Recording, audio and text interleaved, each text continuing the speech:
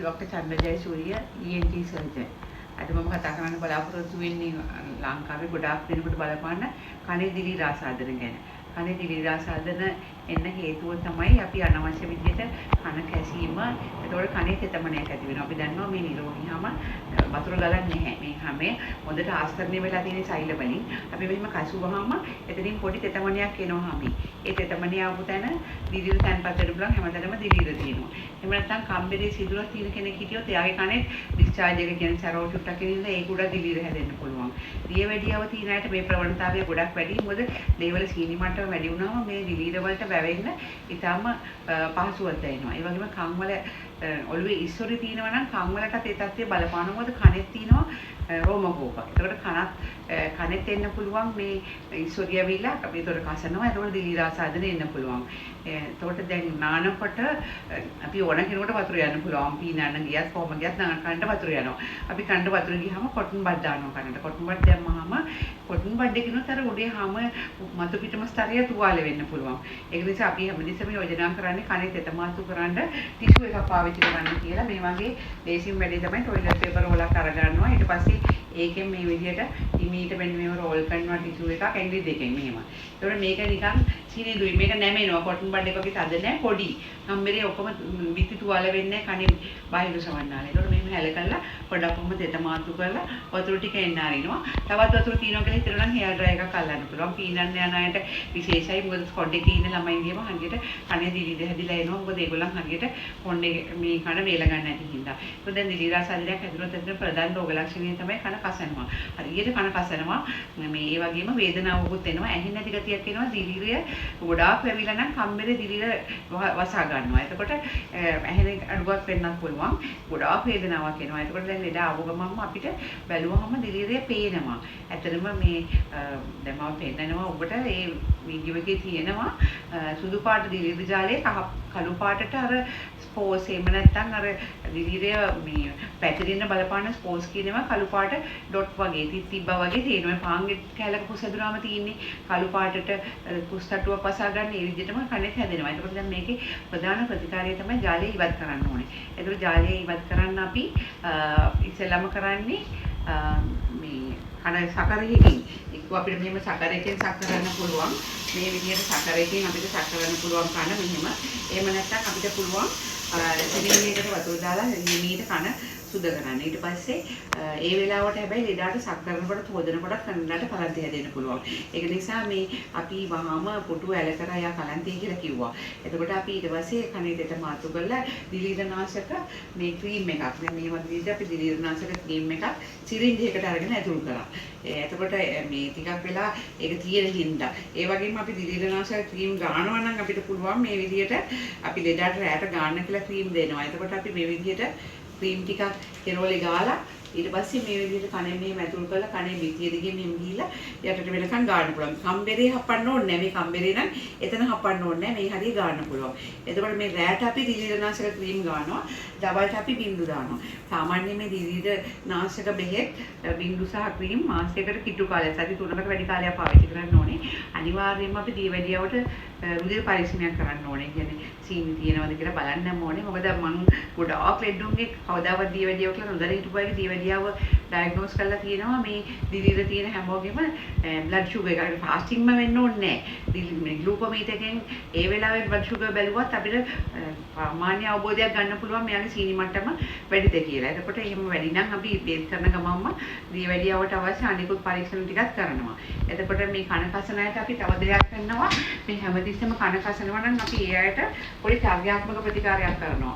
ඒ කියන්නේ මේගොල්ලෝ කන කසන්නේ කන කසනකොට හරි සැපයි. කනේ තියෙනවා ස්නායු ගොඩාරියක්. එතකොට හරි කසනකොට හරි මේ හරි ජොලියක් කියලා කියන්න පුළුවන් ඒකට විනෝදයක් ලැබෙනවා. එතකොට මේක නිසා හැබැයි වෙනවා නොදැනුවත්වම මෙන්න මේ කම්පෙටර් තදාත කියලා මොහොම තද කරනවා. මේ මොහොල් දානවා. ඇඟිල්ල දාලා මෙහෙම කරනවා. නැත්තම් කොටන් බඩ් දානවා. ඉතින් මේවා ඔක්කොම නවත්තන්න ඕනේ නේද? මම මේකේ රබර් පටියක් කරන් අතර දානවා මෙහෙම. ලෙඩාගේ අතට රබර් පටිය දානවා. එදාට කියනවා කන කසන හැම වතාවකම චර්යාත්මක ප්‍රතිකාරයක් විදිහට මොළයට පණිවිඩයක් යවන්න ඕනේ. ඔයා කන කැසුවොත් ඔයාට මේ රිදෙනවා කියලා. මෙහෙම කරලා අතාරින්න කියනවා.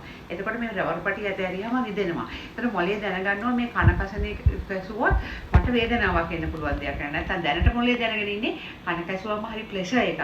ආනන්ද ජනක සිතුවිල්ලක් එනවා කියලා. ඒතර රබර් පටිය ඇත්තහම කන කැසුවාම මේ නරක නපුරක් තමයි මට වෙන්නේ කියලා ඒක මේ විහිළුවක් නෙවෙයි මම ලෙඩුන්ට මේ විදිහට හැමදීසෙම මේ බෝතලයක් උඩ දාලා රබර් පටි පේලියක්ම තියාගෙන ඉන්නවා. ඉතින් ආපහු මම පිරිත් නූලක් නෙමෙයි වාට වෙන තැග්ගක් දෙනවා කියලා මේක දානවා කන කසනයට. ඒ වගේම තව දෙයක් කරනවා අපි කනේ pH අගය 5.5 තමයි හැම pH අගය. සමහර අය කනේ pH අගය 5.5ට වැඩි අඩුයි වැඩි. එතකොට මේ ඇසිඩික් ඇසිඩ් දාලා හොදන්න අපි සමහර වෙලාවට දෙනවා pH අගය වැඩි තත්ත්වයේ තියාගන්න. ඩයි ගන්නවා නම් ඩයි ගාවම කන කසන්න පුළුවන්. ඩයි ඇලර්ජි එකක්ද කියලා අහලා සමහර අය කියනවා නෑ කියලා. නමුත් මම හැමෝටම යෝජනා කරනවා ඉයර් ප්ලග් එකක් මැස්ලින් ගාපු කුණු කැල්ලක් හරි ෆාමසියෙන් මිලදී ගන්න පුළුවන් ඉයර් ප්ලග් එකක් හරි ගහලා ඩයි ගන්න කියලා. මේ තියෙන්නේ ඔයාගේ නෝමල් කන. පේනවද මේ පාට? ඒ නිකන් ඇද්දලා පාට වගේ මේ තියෙන කනේ අස්සි වගේක් පේනවා. මේ පේන්නේ පළවෙනි මුද්ගරිකාව කියන අස්සිය. මෙතනින් දරණකය පේනවා. මෙතනින් මුද්ගරිකාව නිගාතිය පේනවා. දරණකය පේනවා. මේ කෙස් වගේ ටිකක් තියෙන්නේ මේ ඩීප් කාර්ලේ කෙස් නැහැ උඩ හරිය තියෙනවා. ඊට පස්සේ මේ පැත්තේ මේ පේන්නේ සුදු පාටට පුණුන් කැලක් වගේ පේනව නේද? ඒ පේන්නේ ෆංගස් එක. ඊට අමතරව මේ තියෙන්නේ මේ කළු පාටට මල් වගේ ඒ තියෙන්නේ ස්පෝර්ස් හැදෙනවනේ ෆංගස් වල. අර අහලා තියෙනව නේද? අර පාන් වල හැදෙන පුස් එකේ උඩට නිකන් අටුවක් එක්ක ඇවිල්ලා පොඩි කළු පාට බෝලයක් වගේ තියෙන්නේ. ඒක තමයි රතු පාටට යන්තම් මේ එහෙම පොඩ්ඩක් පේනව නේද? ඔයාලට චුට්ටක් ඇලිච්ච ෆංගස්. මේ ටික ඉයර් ඩ්‍රොප් එක උඩ නිසා ඔයාලට සංවේදී නිසා ගන්න බැරි වුණා. ඒකට දැන් මම ක්‍රීම් එකක් දානවා කන ඇතුළට. අපි ඇන්ටි ෆංගල් ක්‍රීම් ටිකක් ගත්තා. ඒකත් අපි අර කන අඩිය උඩට පොඩ්ඩක් දානවා. දැන් මේ වගේ පොඩි රෝස් කෑල්ලක අපි ඇන්ටි ෆංගල් ක්‍රීම් ගාලා තියෙනවා. ඒකත් අපි හිමින් ඔයාගේ කනට දානවා.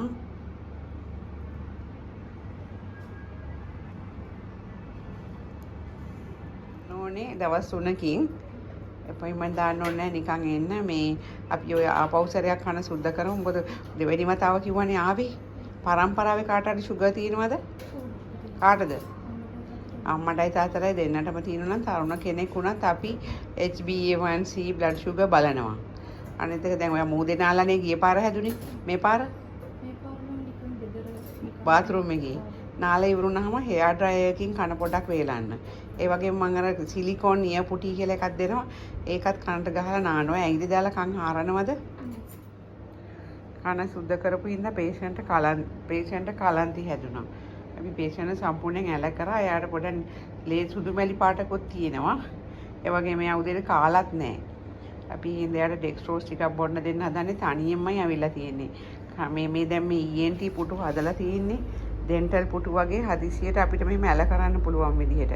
මොකද ෆේන්ට් වෙච්ච ගමන්ම පුටුව ඇල කරන්න ඕනේ. සාමාන්‍යයෙන් ඒක හරි ෆේමස් මේ ENT බලනකොට කලන්තය හැදෙන එක. මගේ මේ channel එකේ අරමුණ උගුර කනනාසය පිළිබඳ සමාජයේ දැනුවත් කිරීම. වෛද්‍යවරුන්ටත් එක්කමයි මේ අපි මේ වීඩියෝ කරන්නේ. ඔබ මේ වීඩියෝ හැකියතාක් දුරට ලයික් කරන්න, කමෙන්ට් කරන්න, ෂෙයා කරන්න. ඔබේ ගැටලු තියෙනවා නම් පල්ලෙහා ප්‍රශ්න අහන්න. මම පුළුවන් තරම් ඉක්මනට ඒවට පිළිතුරු සපයන්නම්.